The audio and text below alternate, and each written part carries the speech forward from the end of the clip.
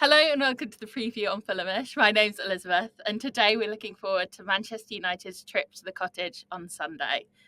Oh, it's been a tricky fixture for us over the past couple of years, Manchester United at home, but maybe, just maybe, this time we'll be able to put some recent woes behind us. And I'm delighted to be joined by Ed Barker from No Question About That for this one. Ed, how are you doing? I'm doing well. Thank you for inviting me, Elizabeth. Thank you so much for coming. We'll kick off talking about the season sort of so far, but more a look forward. Obviously, we've only had the one game, so there's not really that much to go on. And I think most people agree that you can only tell so much from pre-season. So instead, maybe cast our minds back a little bit to last season, if you can bear it, and ask, what are the sort of hope levels at for Manchester United fans going into this season? Well, if you'd asked me the day after United lost to Spurs in the Europa League final, which is bad enough anyway, losing the final, but losing to bloody Spurs. It's like the humiliation, the one time they didn't get Spursy. So it was in the toilet, the levels of optimism, as bad as it could get, as toxic as it could get. And that's not just because of the bad performances last season. It's a decade-long project of failure. Ownership issues, ticketing prices, the way tickets are distributed, everything has become sort of more expensive, more anti-fan for a worse product, right? So as bad as you can get, really. Pre-season has brought some optimism because, well, on the pitch, the team looks like it's becoming a Ruben Amorim team. So if anyone who's seen Sporting, it's just looking a bit more like that. The patterns of play, the automatisms, the structure of the team just looks better. Obviously spent a load of money on three forwards, just swapped out the entire forward line. Really, that always brings some, shiny new toy. Everyone feels excited about it until they turn out to be crap by November, and then we can have a go at them again. So reasonable levels of optimism, I'd say. And that kind of translated into the Arsenal game where United played really well.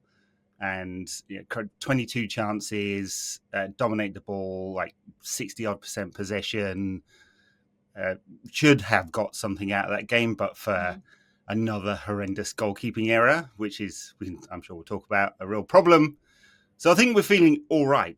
I mean, if you took a poll of United fans on their prediction for where United would finish this season, it'd be anywhere between 15th and 3rd, right? It's going to be all over the place because we're not exactly sure where the team will land and how good it really is. But it's feeling better than the day after losing to Spurs, for sure. Definitely. And those three attacking signings are very exciting. I mean, Cunha is a player that I've loved for a long time. And whenever he's come to Fulham, whenever Wolves came to Fulham, he's always performed so much. So it must be really exciting to have him on your team. You alluded to the goalkeeper situation, and obviously it would be great to chat about that a little bit in terms of what's going on. Onana seems to be frozen out by Amorim, but Bayern made that mistake on Sunday, which cost you the 3 points or the point, although albeit controversially, as far as I understand, in terms of the referee's role in that. What is the solution for Manchester United? Is it as simple as bringing someone else in? Well, yes. I mean, I guess that would be the easy fix. There is a problem around the finances on that one because Andre Onana's book value is still over £30 million. So, under PSR rules, if United were to sell him for less than that, I don't know whether they could sell him for that much. 29-year-old goalkeeper, not had a great couple of seasons. Would you really get 30 million quid in the market? Seems unlikely, which means you basically make a loss, right? So it's one of those kind of accounting jiggery pokeries that you have to work out. The noises coming out of the club are they feel confident with him. The weird thing with Andre is that he is actually a very good goalkeeper, right? The fundamental, like he anticipates a lot, and that's where some of his problems come. He takes one or two steps the wrong way sometimes. But if you want to get really nerdy, and this doesn't win me friends at parties, his post-shot expected goals against numbers for the first half of last season were the best in Europe, right? Amongst the top 7 European leagues. And he just fell off a cliff in the second half of the season. And the thing that destroys confidence in the team with the goalkeeper is high-profile errors. So even if it was only like maybe 3 or 4 really high-profile errors last season, and he still finished the season above water statistically, the confidence in him has Yeah. just gone. And I think it kind of seeps through the team when that happens. The defenders drop 5 yards a bit too deep, or no one's quite sure whether he's going to claim the ball on a corner or another one's going to sneak over his head. Talking about Spurs, that happened in the League Cup last season. One just went straight over his head from the corner. And Buendia, I mean, I think we've known since he joined the club that he's honestly a bit crap. We got him for £5 million. Yeah. And he's not even like, what do you need to do as a number two? You just need to be basically competent, don't you? And we had that with Sergio Romero for years. He was just a good keeper. His knees wouldn't stand up to playing every week. And so we got a problem. No one's got confidence in Buendia. Tom Heaton's like 98 years old, basically a training goalkeeper. Now, there is Radel Vivek, who's at Bristol at the moment, who's everyone likes, but he's 21. And Andre Onana's just got a problem around the finances. So everyone's just a bit like, all the fans are like, yeah, we have to go buy. The keeper that United are linked with quite heavily, and as I understand it, basically all the numbers have been agreed, is Sani Lamans, who's a very young goalkeeper and a development project, really. I think it's really hard for keepers to come to Old Trafford with the whole media spotlight, crowd, the pressure, and to be like super young and make it happen. I mean, David De Gea did it, but he had a really tough first season as well. Yeah. And I just don't think we can afford that. So. Yeah. Anyway, that was a long, rambly answer to say it's not a great situation right now. No, of course. I actually think Onana gets so much more stick than he deserves. As you were saying, his stats are good. And I think especially in his first season at United, he saved United a fair amount of times. But often those statement results would be he'd save a couple of obvious goals and he'd be really impressive, but United would still contrive to lose somehow. And then it would feel like, oh, he's actually at fault for what's happened. Which meant that I feel like he doesn't get the credit he deserves. Although last thought on Onana, I mean, the high-profile mistakes in that first season of the Champions League, and the goal against Bayern, the 2 free kicks, Hakim Ziyech free kicks in Turkey. I mean, he basically cost us a position in the Champions League. They all came in clusters there, and that was tens of millions of pounds potentially his replacement. And all of that. It's just, he's a good goalkeeper. Just too many errors to feel confident about it. Yeah, I totally get that. Let's turn our attention towards the weekend then. As I mentioned, Manchester United at home has been a really difficult fixture for Fulham over the past 3 years. 3 last-minute, pretty much winners, or late-on winners. All of them gut punches.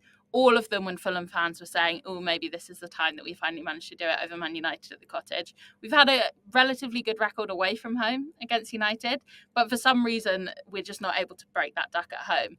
Are Manchester United fans feeling confident going into this one on Sunday? Yeah, I think so. And it's nice, I mean, not to be disrespectful in any way, right? But it'll be nice to see what United could do against a team that, well, I guess we expected Arsenal to come to Old Trafford, have loads of the ball, be the Arsenal that finished second the last few seasons, and be a really good team. And they've got a lot of good results against us. And it didn't work out that way. And that was a bit of a surprise that we had so much of the ball and so many more shots and really didn't feel under threat from them, except for, Stoke City FC corners.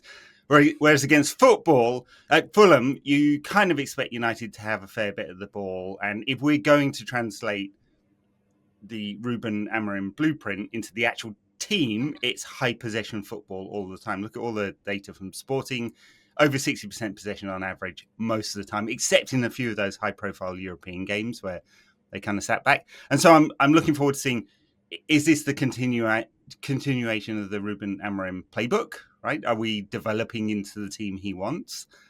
Can we get some of those nice patterns we saw against Arsenal and translate them into good chances? Because a lot of shots against Arsenal, not a lot of really high quality chances. Does Cunha play the same role? I mean, I think everyone, as you said before, is excited about him. He just naturally drops in between the lines and finds those pockets of space and then runs with the ball. And everyone loves the player who runs with the ball, right? It's just, he's exciting. He's he's a player who's reinvented himself twice now, I'd say, in terms of, used to be a forward, then failed at Atletico Madrid, wrong profile of player for that team, and has come to the Premier League and is now kind of perfect as that kind of inside left forward.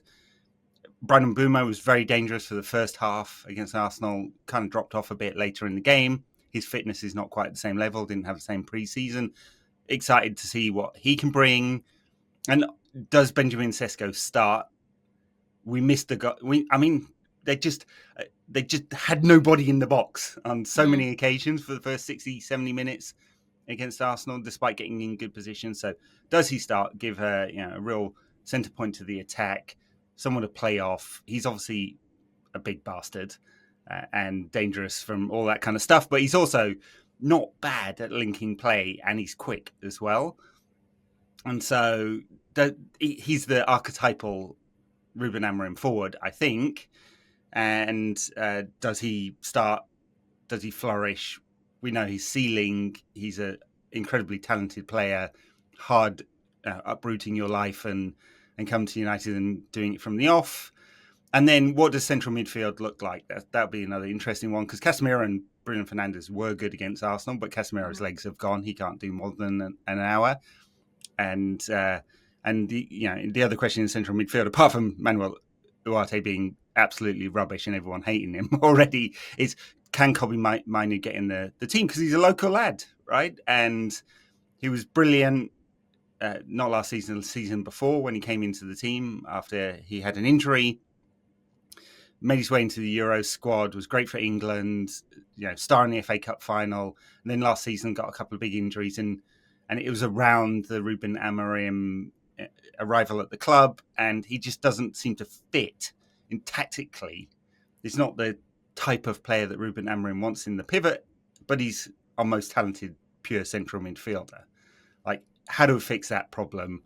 And I'm less worried about the defence, because I feel like it's, apart from the goalkeeper situation, I feel like we're in pretty good shape. Back three and wing backs, they look right. Will Ahmad start? That would be nice, because he's very exciting. He basically plays like a forward, because he is a forward.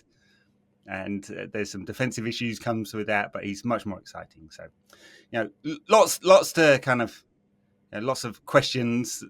I'm hoping to see some answers against Fulham, and just a continuation of a good performance. Can we actually create? We'll create lots of chances. That I'm confident of. Can we put them away, which we've not been doing for the best part of 18 months now. Mm-hmm.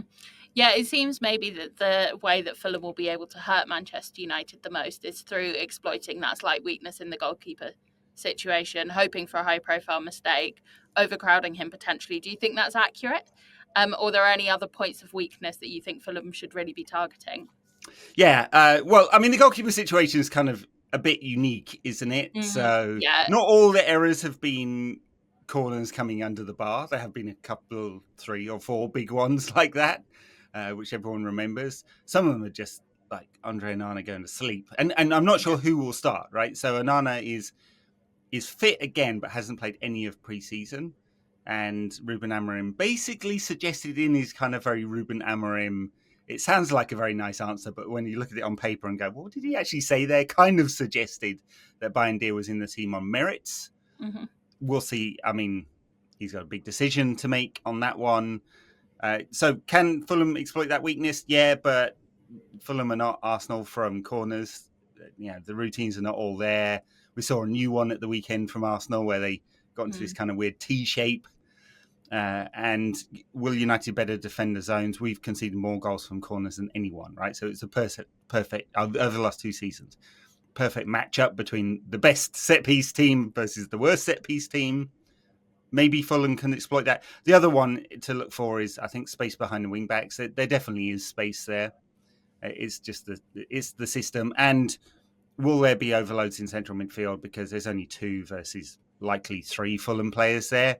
So Cunha will be dropping back when United lose the ball to get into the shape to defend the counters. So those are definitely weaknesses from United. There's still the option for some kind of defensive brain fart, which we've seen plenty of. I just feel like it feels a bit more settled. De Ligt he's got his weaknesses, but he's a good defender. he's not such a great passer. Lenny Yoro, I think everyone believes he's going to be a mega star. And then on the other side, Luke Shaw is fit. He's a very good defender when fit. Right? He's just a very good player.